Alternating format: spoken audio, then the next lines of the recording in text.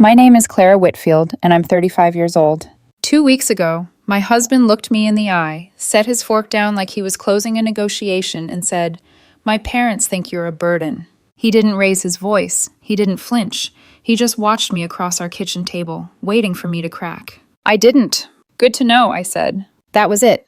No screaming, no thrown plates, just 3 words that tasted like metal in my mouth. Ethan and I had been married for 6 years.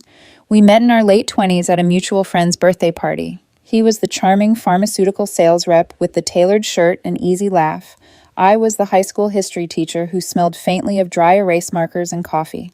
We dated for 2 years, got married, bought a house in the suburbs. No kids yet, but we talked about it, or at least we used to. Ethan traveled a lot for work. Regional conferences, hospital dinners, territory development. He made more money than I did. His bonuses alone sometimes equaled half my yearly salary. I never resented that. I liked my job. I liked my students. I liked that my life had a rhythm. Grading, lesson plans, after-school club meetings. It wasn't glamorous, but it was solid. Ethan's parents, Leonard and Diane, came from a different world. Leonard ran a commercial real estate company. Diane was a retired corporate attorney. They had money, opinions, and a talent for making compliments sound like corrections. From the beginning, I could feel their disappointment humming under their polite smiles. "A teacher," Diane had said the first time Ethan brought me to Sunday dinner. "That's noble." Noble, like a consolation prize. Leonard always asked pointed questions about Ethan's trajectory, future promotions, investment opportunities, whether he'd ever considered starting his own firm. When he turned to me, the questions were softer, but carried the same weight. "Does the district pay enough for you two to save? Have you thought about going into administration? They make more, you know." No one ever said, outright, that their son could have done better. They didn't need to. For the first few years, Ethan was my buffer. He'd squeeze my knee under the table, change the subject, tease his mom until she laughed and backed off. But about 4 months ago, something shifted. It started as little comments. "Don't you want more than this, Clara?" he asked one night as I graded essays at the kitchen table. "More than what?" I said, pen hovering over a student's paragraph about the Cold War. "This, the same salary forever, the same routine. We could have a better life if you thought about other options." I tried to laugh it off. "I like my life." "Yeah, but you could like it more." He started criticizing the house, our savings, my reluctance to pick up extra certifications that might bump my pay by a few $100s a year. I tried to talk to him. "What's really going on? Is this about money, or is something else bothering you?" He'd shrug it off. "I'm just stressed about work. Don't make it a big deal." I wanted to believe him. I did, for a while. Then came the Wednesday night argument. I forgot to pick up his dry cleaning. That's it. 1 bag of shirts. By the time we hit the second round of leftover pasta, it had turned into a character assassination. "You're so unreliable," he said, standing at the sink, stacking plates a little too hard. "You don't take our life seriously." "It's dry cleaning, Ethan. I'll get it in the morning." "It's not about the shirts. It's about everything. You don't push yourself. You don't push us. You're just content." He said the word like it tasted bad. And that makes me what exactly? He exhaled sharply, like he'd been holding something in for months. "My parents think you're a burden on me," he said. "And honestly, Clara, I'm starting to agree with them." The kitchen went very quiet. The dishwasher hummed. A car passed outside. I felt something in my chest go still, like a heart dropping into cold water. "Good to know," I said. "That's it?" His eyes narrowed. "That's all you have to say?" "What do you want me to say, Ethan? You just told me you think I'm a burden. There's not really a script for that. Maybe defend yourself. Maybe try to prove them wrong." "Why would I need to prove anything?" I asked, and my voice surprised even me. Calm, almost detached. "I work. I contribute. I'm a good wife. If you and your parents don't see that, that's not my problem to fix." He stared at me like I'd given the wrong answer on a test he'd designed. "You're so passive," he said finally. "That's the whole problem." That night, I slept in the guest room. The next morning, Ethan acted like nothing had happened. He kissed the top of my head on his way out, grabbed his travel mug, and said, "I'll be home late. Dinner with a client." I didn't bring it up either, but something had shifted in me. Once someone calls you a burden, you can't unhear it. It sits in the room with you, between the coffee mugs and the unpaid bills, watching. That Friday was a professional development day at school. No students, just meetings.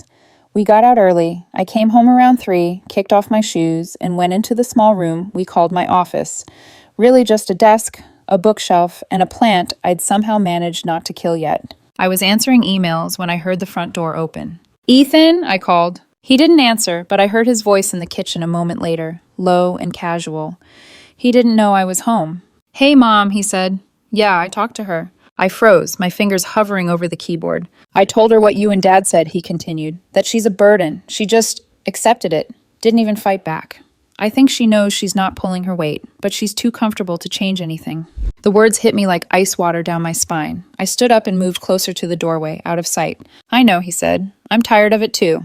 "Sunday dinner?" "Yeah, we'll be there. I think it's time we all had a frank conversation about the future." A frank conversation about the future. I stood there, staring at the wall, listening to my own heartbeat pounding in my ears. He wasn't just venting to his parents, he was building a case, laying a foundation, getting the jury on his side before I even knew there was a trial. When he hung up, I went back into my office and closed the door quietly. For a few minutes, I just stood at the window watching our street. Kids on scooters, a dog walker, the mail truck, normal life. My life was about to stop being normal. I didn't confront him, not then. Instead, I did something I'd never done before. I picked up my phone and called Leonard. He answered on the second ring, his voice crisp and surprised. "Clara, this is unexpected." "Hi, Leonard," I said. "Do you have a few minutes?" "Of course. Is everything all right?" "I'm not sure," I said. "Ethan mentioned that you and Diane have concerns about me, about whether I'm the right partner for him. I wanted to hear that directly from you, instead of through him." There was a pause long enough for me to count 3 full breaths. "I think that's a conversation we should have in person," he said carefully. "Why don't we talk at dinner on Sunday?" "That's fine," I replied, "but I need to know one thing now." "All right. Do you think I'm a burden on your son?" Silence again, longer this time. When he finally spoke, his voice had shifted into that measured, businesslike tone he used when discussing market trends. "I think you're a good person, Clara," he said, "but I also think Ethan is a man with potential. He's ambitious. He could go much further in his career. He was raised with a certain lifestyle, certain expectations. Teaching is admirable, but it's limiting. Financially, in terms of what you can build." "So you do think I'm holding him back?" I said. "I think," Leonard replied, "that he deserves a partner who matches his drive and financial capability, someone who can move in the same circles he does." "And you've been discussing this with him?" "We discuss everything with our son. We're a close family." "Got it," I said. "We'll see you Sunday." When I hung up, my hands were shaking. I stood there for a long time, staring at my reflection in the dark computer screen. A woman with tired eyes and a coffee stain on her sweater. A woman who paid her share of the mortgage, contributed to the retirement accounts, packed lunches, graded papers at midnight, and still somehow ended up labeled as dead weight. Something in me hardened. I scrolled through my contacts until I found the name I was looking for. Naomi Blake. We'd gone to college together. I'd become a teacher. She'd gone into law enforcement, then left to become a licensed private investigator. We hadn't talked in over a year, just the occasional birthday text. I hit call. "Clara," Naomi answered on the second ring. "Wow, long time." "Hey," I said, surprised at how steady my voice sounded. "Do you still take cases that involve spouses?" She was quiet for a beat. "If you're asking what I think you're asking, yeah. What's going on?" "My husband's been traveling a lot for work," I said. "He's suddenly very concerned about my ambition level, and he just told me his parents think I'm a burden. I overheard him on the phone planning a big talk at Sunday dinner about our future. I don't have proof of anything, but my gut." I swallowed. "My gut is loud right now." Naomi exhaled. "All right, give me details. Full name, company, where he's been in the last few months. I'll see what I can find. Travel records, hotel stays, anything unusual." I told her everything. When I finished, she said, "I'll send you whatever I get by tomorrow night." "Thank you," I whispered. "Clara," she added, her voice softening, "whatever I find, you're not crazy for wanting to know the truth." That night, Ethan was working late. I didn't ask questions. I lay in bed in the guest room, staring at the ceiling, feeling the shape of my life shifting under me like tectonic plates. Memories flooded back. Ethan holding my hand during our wedding vows, laughing with my students on career day, Diane's tight smile when she asked if I ever regretted settling for teaching. I'd always assumed the story we were living was good enough for both of us. I was starting to realize Ethan had been rewriting it without telling me. Saturday night, around 10, my phone buzzed. Naomi had sent me a file. I opened it and scrolled. Hotel receipts in cities where Ethan had supposedly been for work, always 2-night stays. Nicer hotels than his company usually booked. Charges at restaurants, almost always for 2. And a name that appeared over and over again. Vanessa Morales, Regional Sales Director. Ethan's superior. And according to a note Naomi had included at the bottom of the report, his ex-girlfriend from before he met me. Married, 2 kids. I sat there, the blue light from my phone turning the room eerie and cold, while my brain tried to make the pieces fit. The timing lined up almost perfectly. About 4 months of hotel stays and dinners. 4 months of Ethan's growing contempt. 4 months of me slowly turning into the burden he needed me to be so he could justify whatever story he was telling himself. I didn't sleep much that night. By Sunday afternoon, I was calm. Too calm. Ethan knocked on the guest room door as I was finishing my makeup. "You ready?" he asked. I looked at him in the mirror. The man I'd promised to love, who'd spent months rehearsing a version of our marriage where I was dead weight and he was the martyr. "Yeah," I said, "let's go to dinner." If he noticed the way my voice had changed, he didn't say anything. We got in the car. He drove. I watched our quiet neighborhood roll by, the same one I'd driven through 1,000 times, except now everything looked slightly off, like the saturation had been turned down. He cleared his throat. "My parents just want what's best for us," he said. "Let's try to keep an open mind tonight." "Oh," I said softly. "I'm very open, Ethan." I rested my hand on the door handle, feeling the leather under my fingers, and thought, "You wanted a frank conversation about the future. You're going to get one. Just not the way you planned." Leonard and Diane lived in a neighborhood where every lawn looked like it had a personal stylist. The kind of place where hedges were trimmed into perfect shapes and driveways were pressure washed within an inch of their lives. As we pulled up, their stone front house glowed warmly in the early evening light, something between a welcome and a warning. Ethan put the car in park and sat there for a second, hands on the wheel. "Can we just not be defensive tonight?" he said. I looked at him. "Are you expecting me to be on trial?" He forced a laugh. "No, my parents care about us. They want to help us think long term." "You mean like a frank conversation about the future?" I asked. His eyes flicked toward me, just for a moment. "You overheard that?" "You were in the kitchen," I said. "Our house isn't that big." He swallowed, then leaned over and kissed my cheek. It felt like a reflex, not affection. "Let's just get through dinner." We walked up the front steps together, the way we always had, but I felt like I was walking into a courtroom where everyone already had a copy of a file about me that I'd never seen. Diane opened the door before we could knock. "Sweetheart," she said, kissing Ethan's cheek. "Hi, Clara." Her eyes skimmed over my dress. Simple, navy, comfortable. The corner of her mouth tightened for half a second before the smile snapped back in place. Inside, the house smelled like roasted garlic and something expensive. The dining table was set for 8. Ethan's older sister, Morgan, was already there with her husband, Tyler. They stood when we walked in. "Hey," Morgan said, hugging Ethan. Then she turned to me, softer. "Hi, Clara. You look nice." "Thanks," I said. I believed her. Morgan was one of the few people in that family who seemed more human than performance. "Drinks?" Diane asked, already moving toward the bar cart. "Just water for me," I said. "Red," Ethan said. "Something full-bodied." "Of course." We made small talk in the living room. Leonard asked about my classes, not really listening to the answer. Diane asked Ethan about his latest numbers, actually listening to that answer. I watched Ethan glide through the conversation. Charming, articulate, the golden sun. If you didn't know him, if you didn't know about the hotel receipts and Vanessa Morales, you'd think he was perfect. Dinner started out normal. Salad, light jokes, the clink of silverware against china. At one point, Morgan caught my eye and gave me a little smile, like she could feel something in the air too, but didn't know what it was yet. Halfway through the main course, Ethan cleared his throat. "Here we go," I thought. "So," he said, setting his fork down. "Mom, Dad, everyone. I wanted to talk about something important." Diane placed her napkin delicately on the table. "Of course, honey. What is it?" Ethan glanced at me and then at his parents, his expression solemn, almost pained. The performance was good. If I hadn't seen the receipts, I might have believed him. "Claire and I have been having some conversations about our future," he said, "about what we both want and whether we're aligned." I took a sip of water and looked at my plate. He continued, "I think everyone knows things have been tense lately.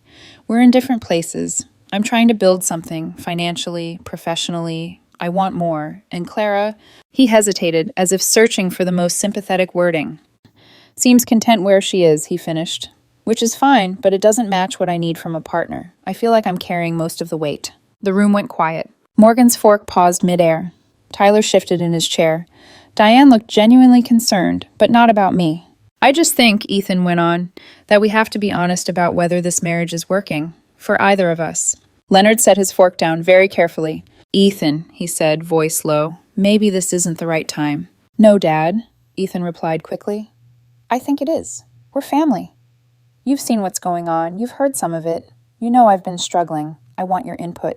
He looked around the table, inviting judgment. I stayed silent. I could feel every eye on me, waiting for my explosion, my meltdown, the dramatic scene that would prove Ethan's case. I took another sip of water. So, Ethan said, turning back to me like a director cueing an actress, maybe we should talk about whether this marriage is still viable. Are you asking for a divorce? I asked, my voice even. He hesitated just enough to show he hadn't planned this line thoroughly. I'm saying, he replied, that we should consider it. Realistically, you're not driven the way I am. You don't care about building wealth. You're okay with just coasting. He spread his hands as if presenting evidence. And you've been discussing this with your parents, I said. For how long? That's not fair, Ethan said quickly. It seems fair to me, I replied. You just announced to your whole family that you might want to divorce me because I'm not ambitious enough, and this is the first I'm hearing about it in this level of detail. Diane spoke up then, voice soft and syrupy. Clara, sweetheart, this isn't about attacking you. We all care about you. We just want what's best for Ethan. And for you, of course. I turned to her. You called me a burden. Her eyes widened. I never... You did, I said. You might not have said it to my face, but you said it to your son, and he brought it home.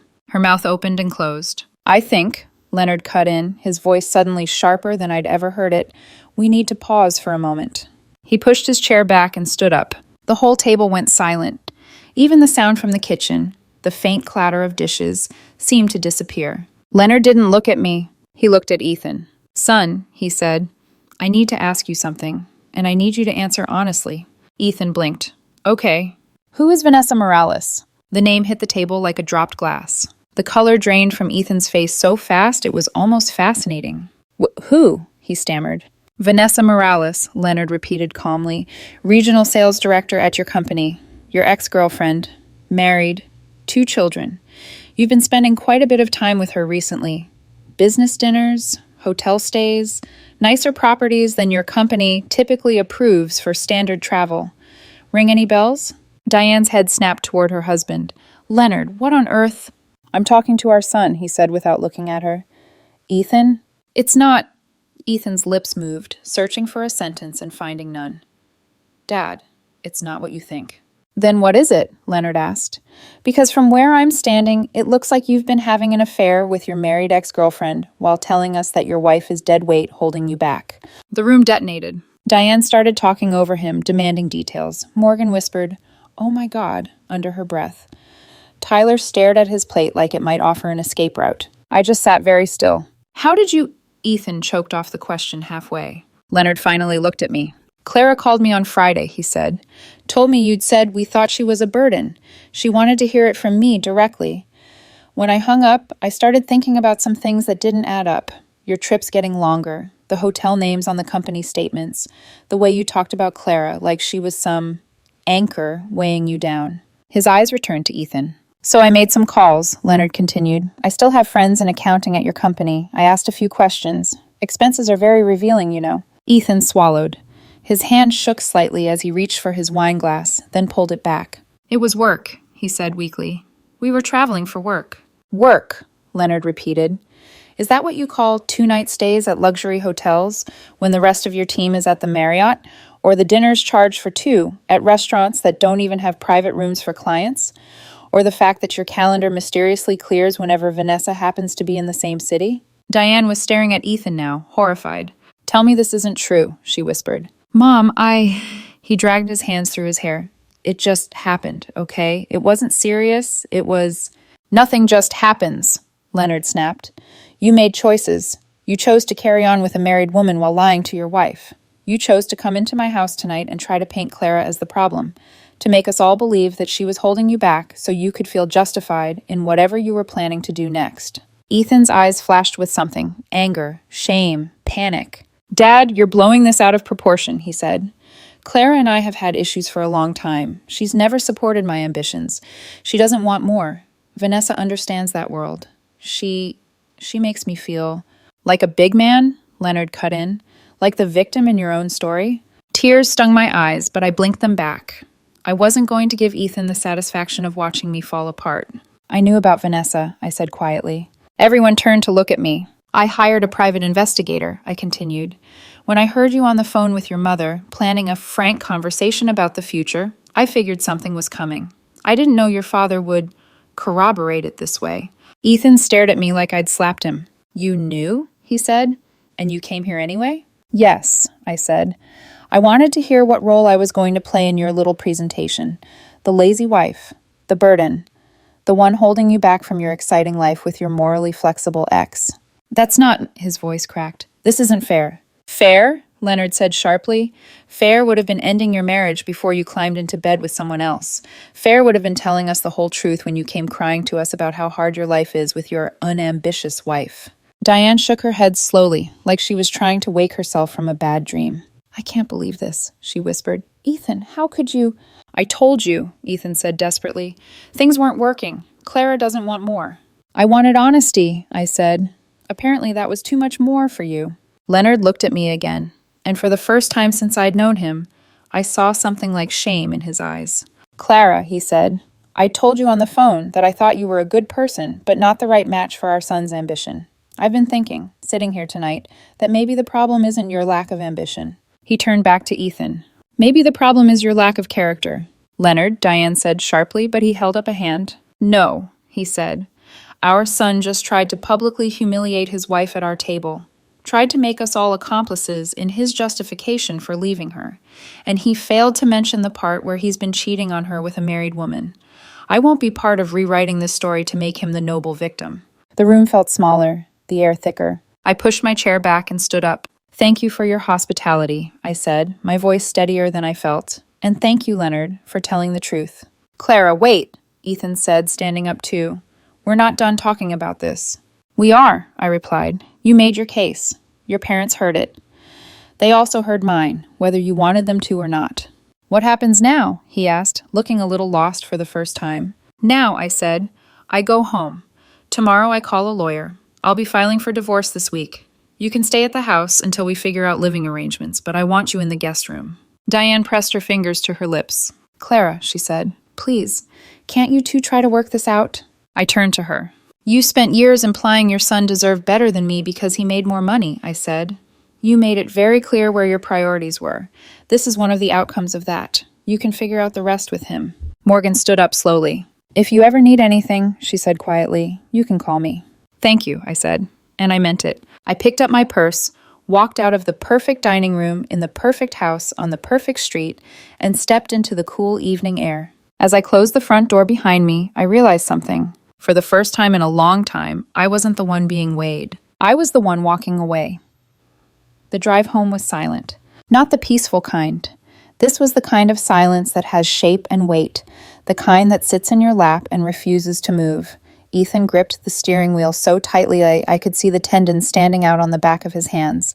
Every streetlight that passed flickered across his face, carving him into sharper and sharper pieces. When we pulled into the driveway, he didn't get out right away. He just sat there, breathing too fast, like he was still trying to assemble a version of the night that made sense to him. Clara, he finally said, we need to talk.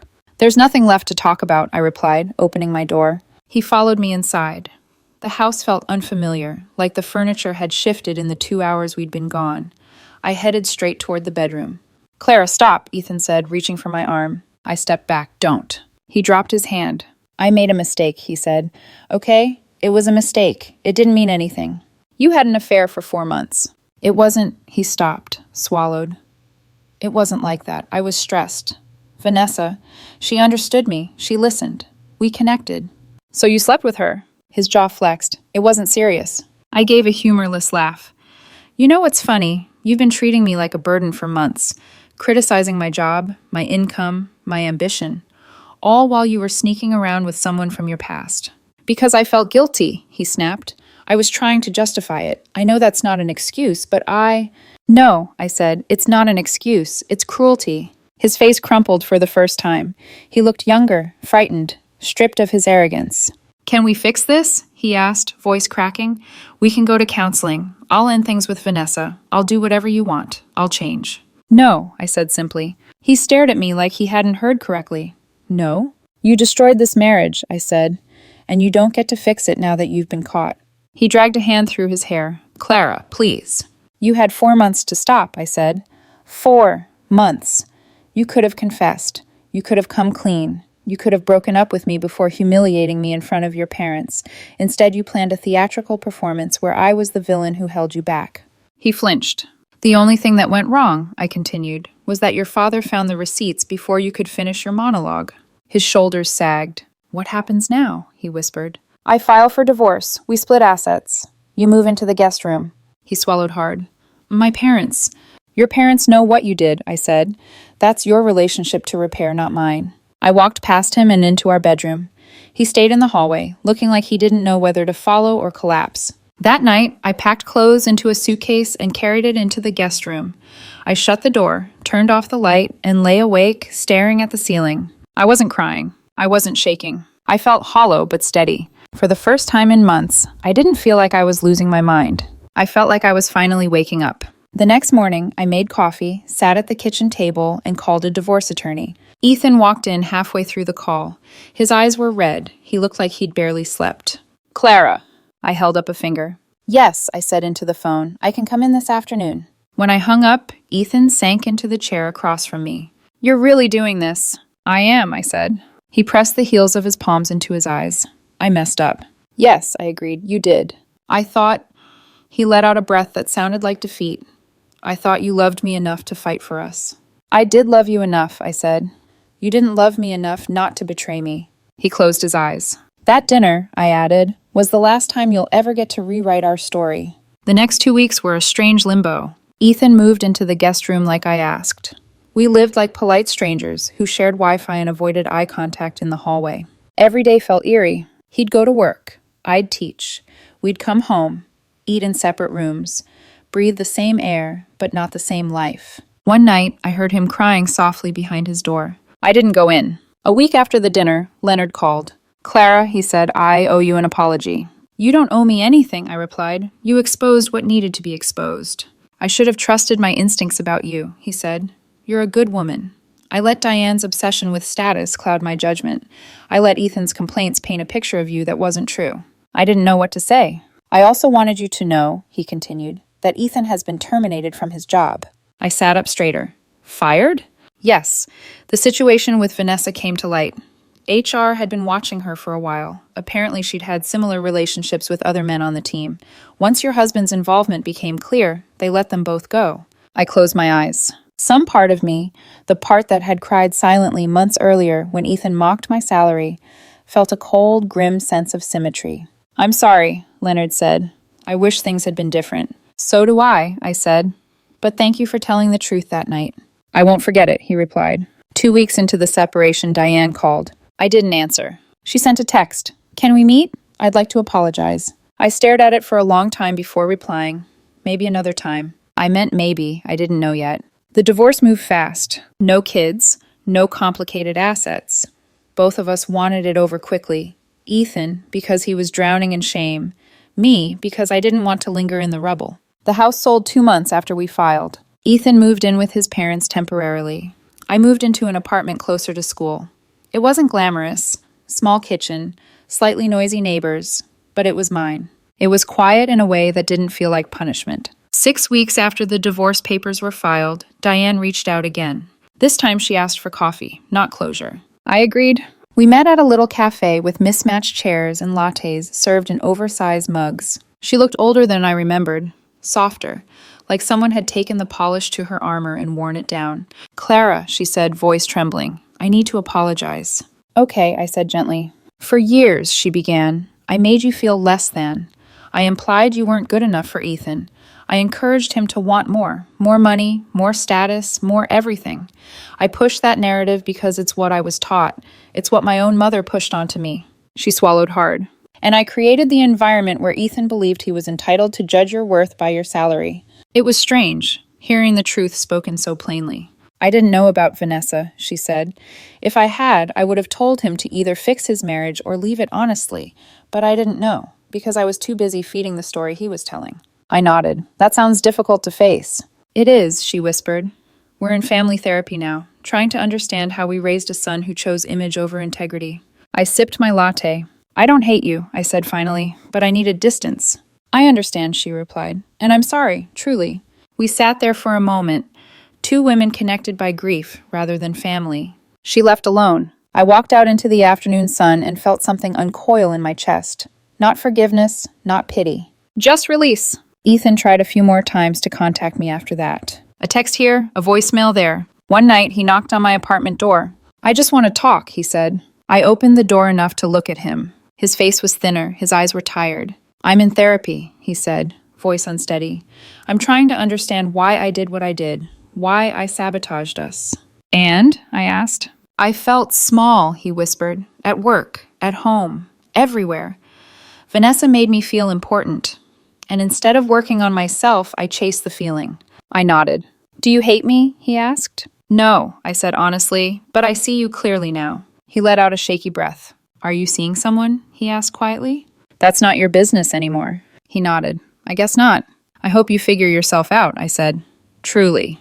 Clara, he said softly, you deserve better. Yes, I said simply. I did. He stepped back. Goodbye.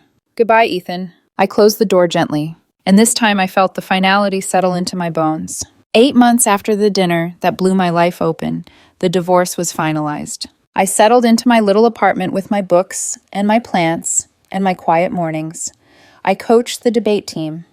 I picked up weekend motorcycle rides, something I'd always wanted to try, but never felt cool enough for in Ethan's world. I started sleeping through the night again. I started laughing again. I started becoming someone who didn't care about matching anyone's ambition except her own. Sometimes Leonard texts to check in. Sometimes Morgan calls and we talk about everything except Ethan. But mostly it's just me. Me, my steady life, my steady heart, my steady sense that I am enough. I don't need to prove my worth to anyone. Least of all, the man who tried to convince me I had none.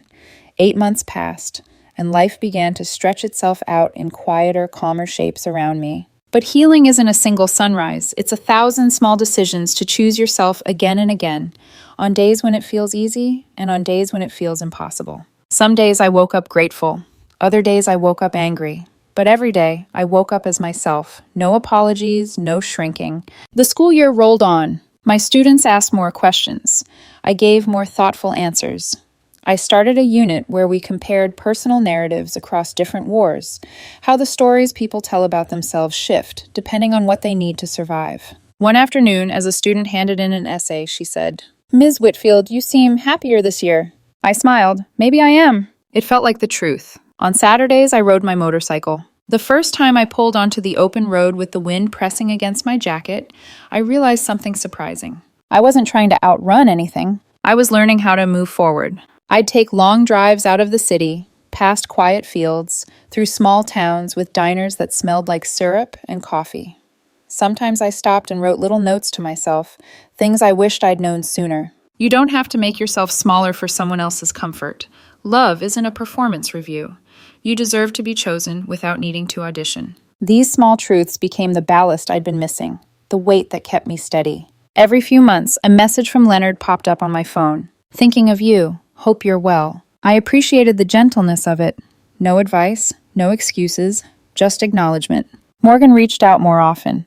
We got lunch sometimes, avoiding the topic of Ethan unless it naturally came up. He's working through some things, she said once, stirring her iced tea. I hope so, I replied. And I meant it. Healing is still healing, even when it happens in houses you've left behind. And then, one afternoon in early spring, I saw Ethan again. I was leaving the grocery store, keys in hand, when I spotted him standing beside his car.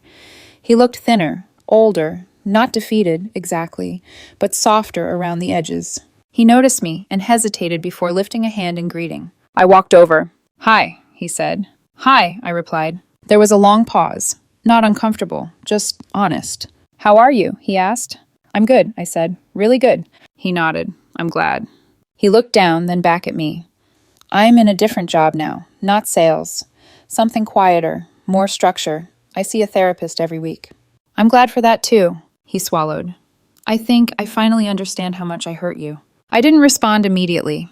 Some wounds don't need salt or stitches, they just need acknowledgement. He continued softly, I'm sorry. Not the panicked kind of sorry I said before, the real kind. I should have said it a year ago. You're saying it now, I said. That's something. He exhaled, slow. You look happy. I am. He gave a small, bittersweet smile. Good. You always deserve better than what I gave you. I nodded. I hope you find someone who learns that faster, I said gently. He let out a quiet laugh. I'm working on becoming someone who could deserve that. We said goodbye. He didn't ask to stay in touch, and I didn't offer. It felt right. Clean, complete, the kind of ending most people don't get. That night, I sat on my apartment balcony with a cup of tea, listening to the low hum of the city and the soft clatter of dishes from a neighbor's window. The air smelled like rain and pavement and new beginnings. I thought about everything I'd walked through, the accusations, the affair, the humiliation, the lawyers, the quiet mornings that felt like punishment until they didn't. I thought about the moment at Leonard and Diane's dinner table when everything cracked open and I finally saw the truth laid bare. And I thought about the woman I had become because of it. Not a burden, not dead weight, not someone to apologize for. Just Clara. A woman who fought for herself without raising her voice. A woman who stopped performing for a family that measured worth in dollar signs. A woman who learned that walking away isn't failure, it's liberation. I leaned back in my chair, closed my eyes, and let the warm night air settle around me. Someday I'll love again. Someday I'll let someone in. But it will be on my terms. With someone who meets me where I stand, not someone who demands I climb into a life shaped by their insecurities. For now, it's enough to breathe, enough to rebuild, enough to know that my story didn't end at that dinner table. It began there,